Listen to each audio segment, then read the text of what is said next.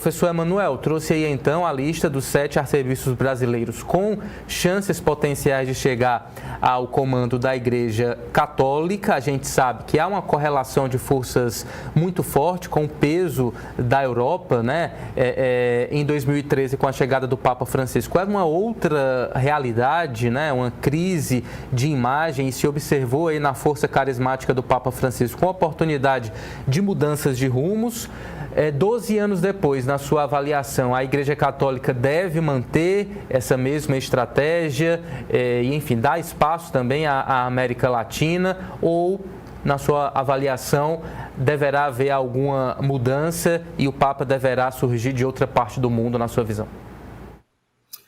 Olha, Ítalo, recentemente o cinema nos presenteou aí com o filme Conclave, que nos mostrou o lado humano e político da eleição de um Papa, né?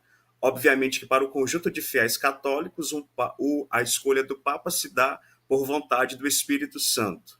Mas nós, como analistas, sabemos também que há um conjunto de interesses, de grupos, de partidos mesmo, formado pelos cardeais, que vão encaminhar a escolha da igreja para um lado ou para o outro. Não penso que nenhum dos 7 brasileiros tenha condições mínimas de vir a ser Papa, por um motivo simples. As 2 vezes que nós tivemos brasileiros fortíssimos foi na eleição de 78 do João Paulo II, cujo brasileiro forte era o cardeal Dom Aloysio Loscheider, arcebispo de Fortaleza, e depois com ele na eleição do Bento XVI, em que o Dom Cláudio Umes, que era prefeito da Congregação para a Doutrina da Fé e que, portanto, ocupava uma posição de muito destaque dentro do catolicismo, figurou ali como segundo colocado. Então, você tinha 2 brasileiros com uma importância internacional.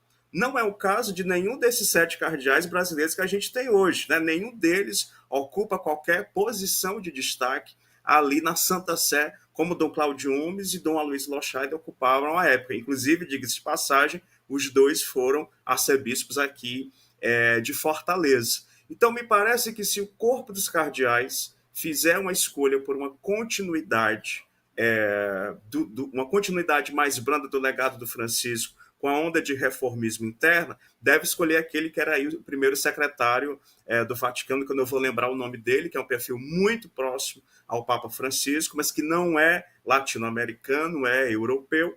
Ou, se o conjunto dos cardeais entender que deve ser retomada aquele conjunto de coisas, aquele conjunto de ações do Bento XVI e que teriam sido, de um modo ou de outro, interrompidas pelo Francisco, aí sim você pode ter a possibilidade de um Papa mais conservador, vamos dizer assim, mais reacionário.